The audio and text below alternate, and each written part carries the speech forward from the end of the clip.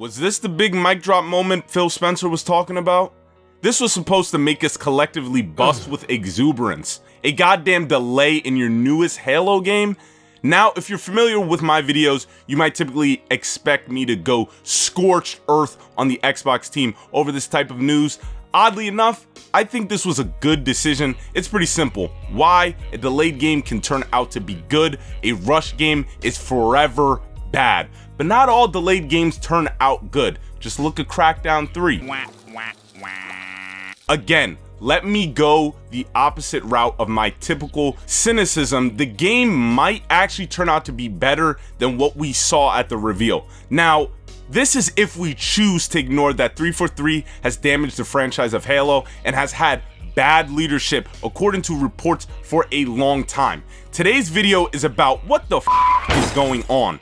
9 months ago, I made a video about the development of Halo Infinite, and I did not believe this statement held up. If 343 loses another big person though, something is definitely up and there could be a delay, which would not be good for Project Scarlet. I remember this specifically because a lot of people said I didn't know what I was talking about. Now, look at y'all looking real doofy. Yeah, them comments did not age well, and my memory is like an elephant. Seriously though, it's all good. The past is the past.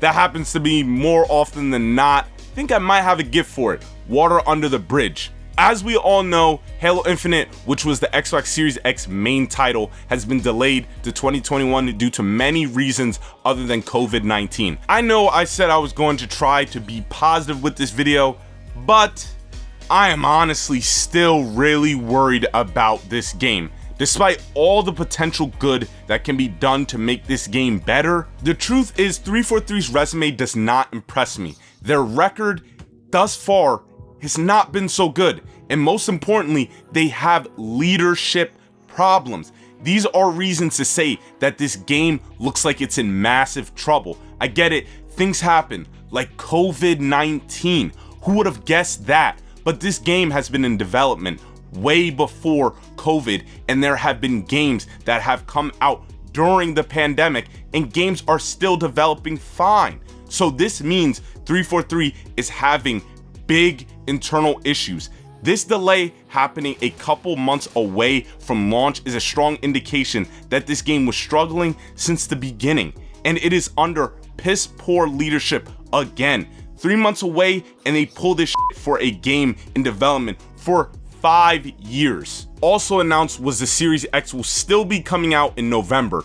Now that Halo's off the table, the only thing that changes is the console will have to heavily depend on the third-party games, and they absolutely have to undercut the PlayStation 5 with its price. If you were going to buy the Series X even after watching the event, I don't think that changes your opinion. You've got a strong sense of loyalty, and I'm not going to knock it. You rock with who you rock with. So if you weren't convinced before this news, I definitely don't see how this news helps. As a person who used to ride for Xbox no matter what, I don't see how the Series X is convincing people that it's worth getting anymore. Like, I really don't understand how this happened.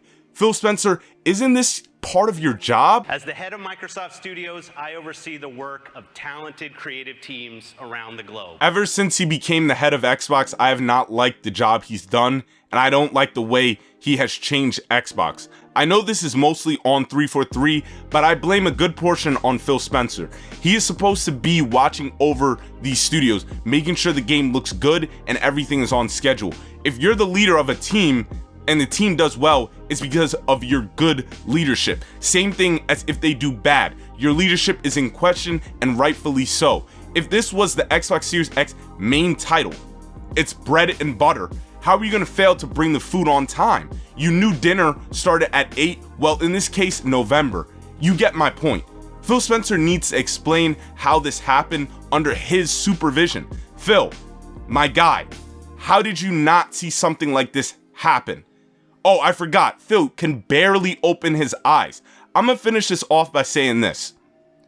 Xbox has been consistently disappointing me that it's hard to believe that they dropped a console like the 360 because they are not recognizable. This is as bad as finding out an IG chick uses angles for all her pics and that her ass is flatter than most Comedy Central specials. Ever since the Xbox One, Microsoft has not beat the PlayStation in anything. Throughout the whole life cycle of the Xbox One, there was only one time that I said, wow, I was a happy owner to own an Xbox One, and that was when Titanfall came out. I just want exclusive games to play and want to feel proud about owning this console. And I know many people agree with me. Xbox, this is exactly why I cannot buy an Xbox Series X, because something ain't right here. I don't like the leadership at Xbox, and I don't like the leadership at 343. Something's going on, and something has to be changed for me to go back to Xbox.